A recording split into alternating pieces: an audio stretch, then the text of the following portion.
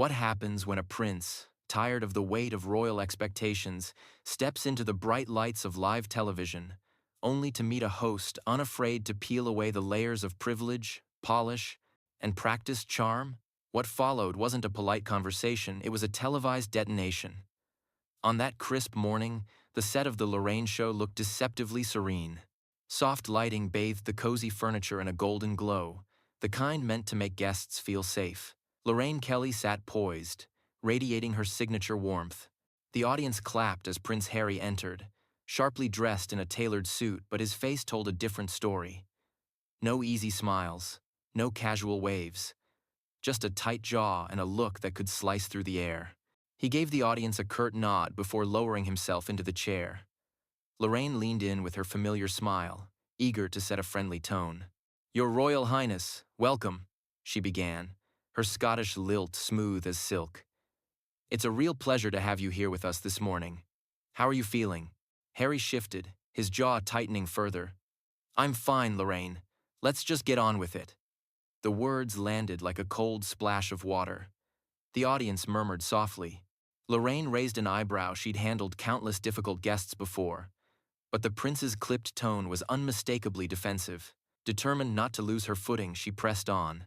"Many were surprised to see you back in the UK," she continued smoothly. "You've spoken so openly about stepping away from it all. So let me ask directly, what brings you here?" Harry let out a sharp, humorless laugh. "Is it really such a shock, Lorraine? I came back for the Well Child Awards. A charity event, something that actually matters.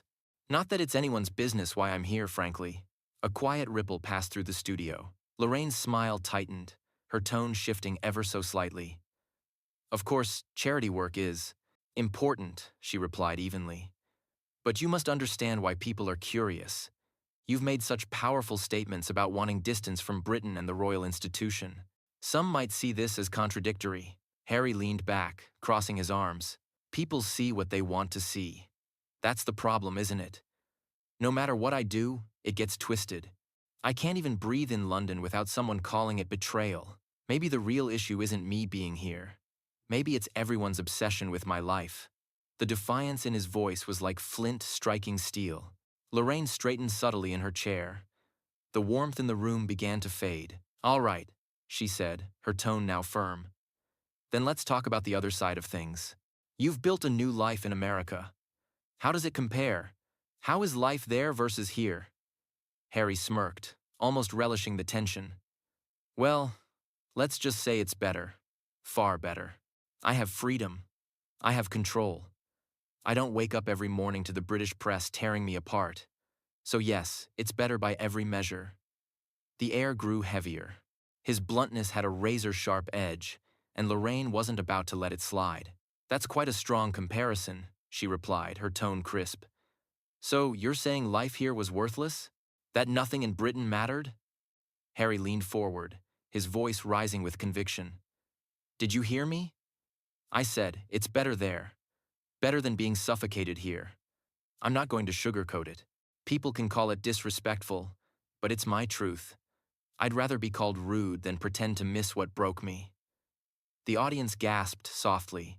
10 minutes in, and the tension had already escalated to a dangerous boil. In the control room, producers exchanged uneasy glances. Lorraine remained composed, though the warmth had all but vanished from her demeanor. "Harry," she began carefully, "one reason the public has always been fascinated by you is because you speak so candidly. But do you realize how these words sound to those who looked up to you?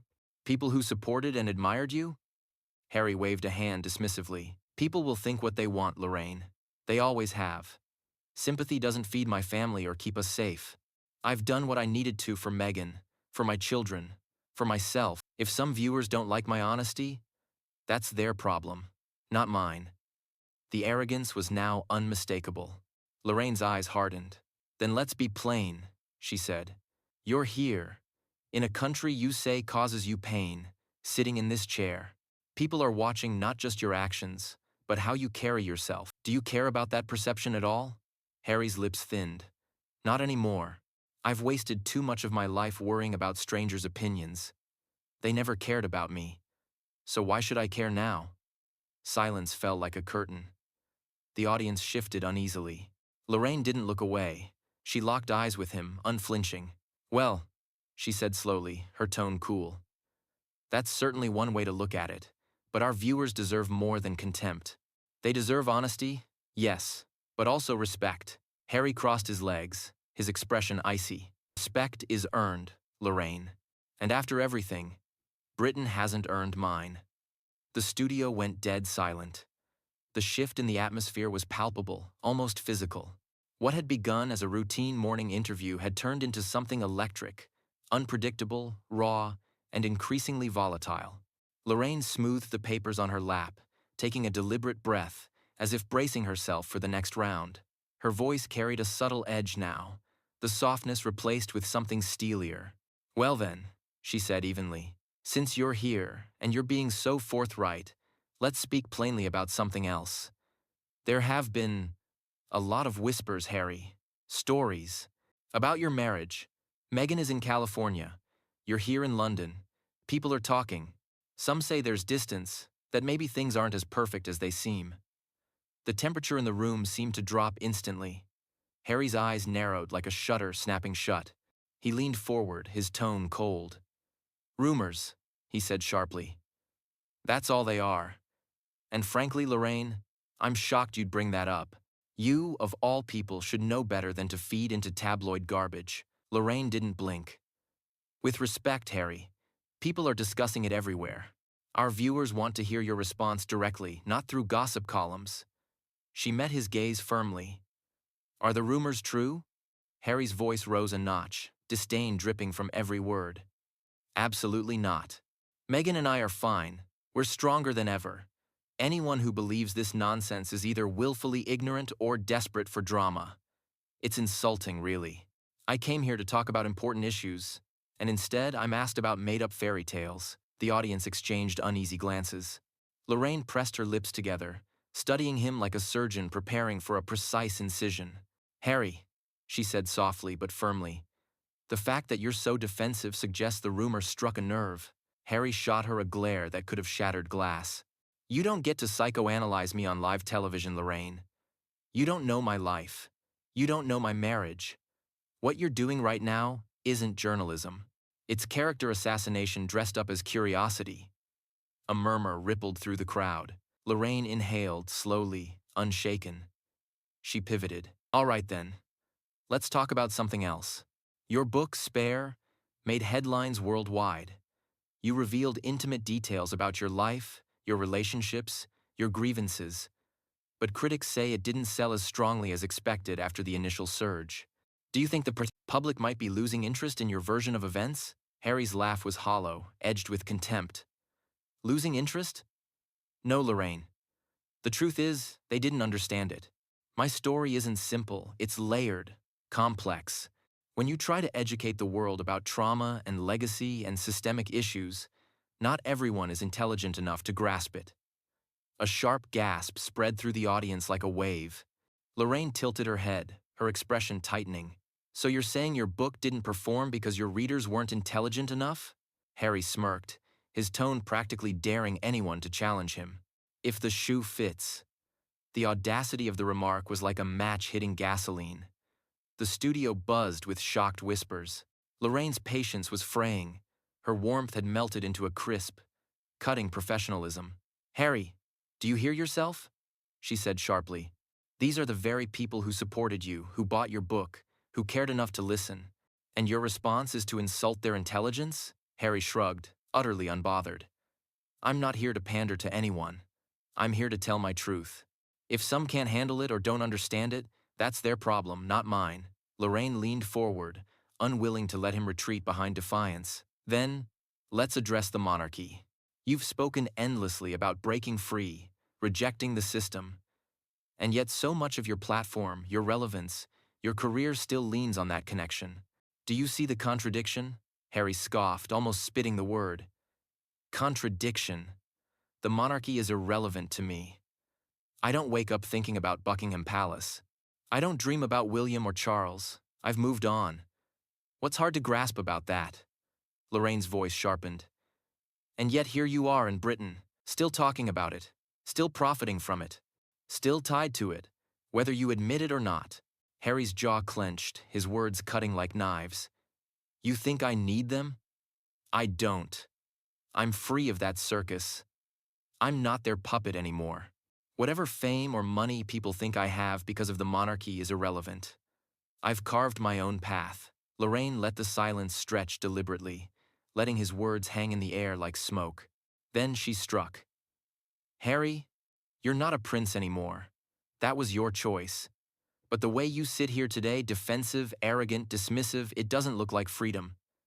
It looks like bitterness.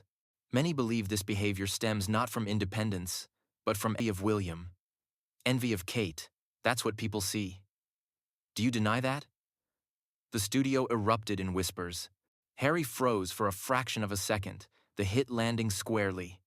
His jaw worked furiously as if he were chewing on words too sharp to spit out. Finally, he leaned forward, his voice low and venomous. That's a cheap shot, Lorraine. Dragging my brother and sister-in-law into this, suggesting I'm jealous. You think you can sit there and psychoanalyze my life? You know what I've endured? You're out of line. Lorraine didn't move. Out of line, she repeated calmly. I'm simply telling you what many already believe, that bitterness has become your brand. That your attacks on the family you left are rooted more in resentment than truth. Harry's face turned crimson. He jabbed a finger in her direction. Don't you dare reduce everything I've been through to jealousy. Don't you dare speak my brother's name. You know what happened between us. You have no idea, Lorraine. None. And frankly, this interview is becoming a joke. The air in the studio felt like it could shatter. Lorraine's voice, however, was icy calm. Then perhaps we should end it here. Because if contempt, hostility, and arrogance are all you can offer, then there's nothing left to discuss. This is morning television, not a therapy session, and certainly not a stage for you to lash out at anyone who questions you.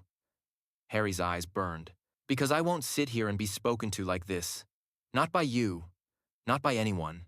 Lorraine straightened her papers and turned to the camera with professional precision. Then let's call it. This interview is over. Thank you, Prince Harry, for joining us. Harry ripped off his microphone with jerky movements, stood abruptly, muttered something under his breath, and stormed off set. The audience sat frozen, stunned by what they'd just witnessed live. Lorraine exhaled deeply, forcing a strained but steady smile. Well, she said softly, I think that speaks for itself. We'll be right back after the break. Within minutes, clips of the showdown were flooding social media. Hashtags exploded. Viewers were already arguing online. Was Lorraine too harsh? Or did Harry just expose himself? The commercial break should have cooled the tension. It didn't. When the cameras came back, the air in the studio felt heavier charged, as if everyone was holding their breath. Prince Harry was back in his chair, but his jaw was clenched and his cheeks burned with frustration. His team had clearly huddled with him backstage, but whatever was said hadn't softened his demeanor. Lorraine sat opposite him, composed but with a glint of steel in her eyes. Welcome back, she said, her tone measured and professional. Before the break, things got heated. But I'd like to continue if you're willing, Harry. He leaned back, crossing his arms, his voice thick with disdain. Fine. But I won't sit here and be ambushed. You want honesty? I'll give it to you. Lorraine gave a polite nod. Good. Let's talk about perception. Many people feel you've built your public identity on criticizing your family, the same institution that gave you your platform. They wonder, without that royal connection, would anyone care about your opinions? Would anyone buy your books or your shows? Harry let out a sharp, bitter laugh. There it is again. The same tired narrative. As if I have nothing to offer beyond my last name. Do you realize how insulting that is? I've served my country. I've been in combat zones. I've worked on mental health initiatives. But all anyone sees is despair. Lorraine tilted her head slightly, eyes narrowing. And yet, you titled your book, Spare. You leaned into the label yourself, Harry snapped. That was reclaiming it. Owning the narrative before others twisted it. But clearly, people like you still don't get it. The audience murmured, sensing the rising heat again. Lorraine's voice remained firm. Harry, I think what people struggle with is the contradiction. You criticize the monarchy, the tabloids, the entire system, Yet you continue to talk about it, profit from it, define yourself by it. If it truly doesn't matter to you, why not let it go?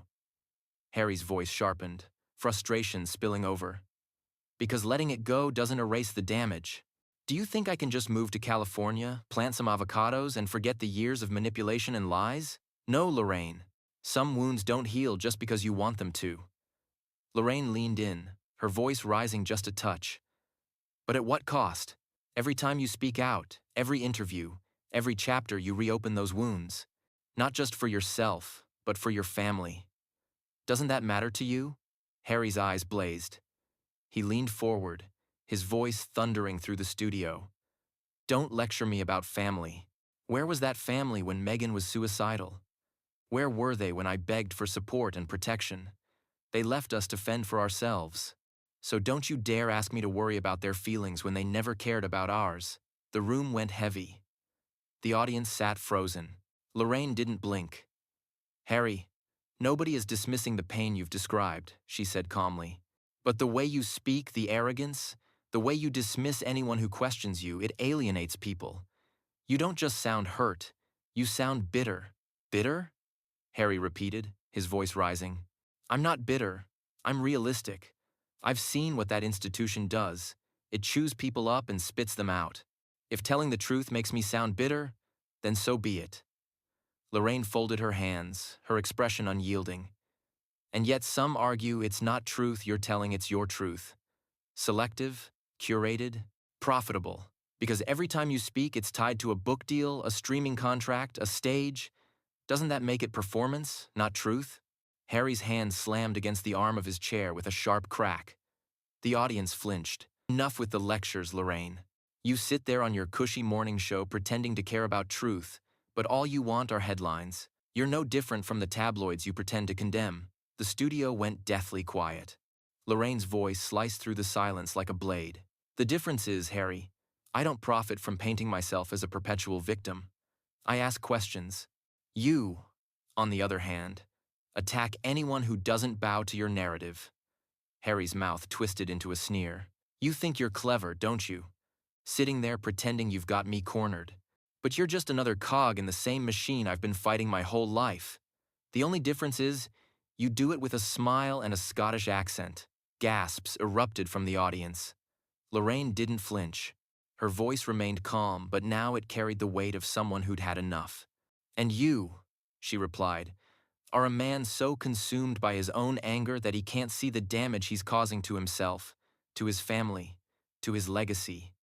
You're not dismantling the monarchy, Harry. You're dismantling yourself. The words hit him like ice water. For the first time, Harry didn't immediately fire back. His jaw locked, fists tightening, his breathing turning sharp. Lorraine leaned forward, lowering her voice to a piercing calm. You want to be seen as free, strong, independent? But what I see across from me is someone who can't let go. Not trapped by the monarchy, trapped by his rage. The audience held its breath. Harry's lips parted, but no sound came. His face flushed crimson, his eyes darting to the cameras. In that single moment, the confident facade cracked. He looked smaller, cornered, furious. Lorraine sensed it. She softened her tone just enough to let the words sting. Harry, you don't need a crown to be a prince. But right now, you're not acting like one. Harry shot up from his chair, towering over her.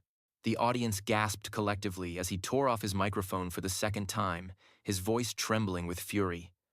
This is pathetic. You're pathetic. And I don't have to sit here and take this. Producers scrambled off camera, trying to salvage the chaos. Lorraine stayed seated, composed, watching him with a mix of pity and resolve. Then maybe it's best we pause here, she said calmly. Because clearly, you're not ready for this conversation. Harry glared one final time before storming off set, his footsteps echoing like drum beats through the silent studio. The cameras kept rolling even as Harry vanished backstage, his microphone clattering loudly against the floor. The sound echoed through the hushed studio like a final punctuation mark. The audience sat in stunned silence. Some exchanged wide-eyed looks. Others whispered in disbelief, their voices barely above a murmur. Lorraine sat perfectly still, hands folded in her lap, the image of composure. But her eyes carried the weight of what had just unfolded. From the wings, a producer leaned in, frantically, whispering, "Do we cut to commercial?" Lorraine lifted a calm hand, signaling them to hold. She turned to face the camera, her voice steady and deliberate. "Viewers," she began, her Scottish lilt carrying a quiet power, "I want to apologize for what just happened. Live television can be unpredictable, and today, we saw emotions boil over. But I stand by my role, to ask difficult questions, even when the answers are uncomfortable." The audience broke into cautious applause, not for the drama, but for her poise, her control, her refusal to be rattled. A faint slam echoed from backstage. Harry was gone. Lorraine inhaled deeply, then fixed her gaze directly into the lens, as if speaking to every living room across the country. Perhaps what we witnessed here today wasn't just about one man or one family. Perhaps it was about accountability, honesty, and the courage or refusal to face it. Titles don't shield anyone from the truth. The closing theme music began to swell softly in the background, but the mood was far from light. There were no polite goodbyes, no cheerful chatter, just the lingering weight of a royal walkout, a host who refused to bend, and a nation that had just witnessed a live television confrontation unlike anything before. Social media erupted almost instantly. Clips spread like wildfire across platforms. Some called Lorraine a hero for standing her ground. Others accused her of going too far. Hashtags like #RoyalMeltdown, #LorraineVesHarry, and #Daytime Detonation began trending worldwide within minutes. In living rooms, cafes, and offices, people replayed the footage in disbelief. Viewers dissected every word, every glare, every crack in the prince's carefully managed image. Lorraine remained in her chair after the broadcast cut to black, exhaling slowly as crew members rushed around her. She had conducted hundreds of interviews over her career. But this was different. She hadn't just hosted a morning segment.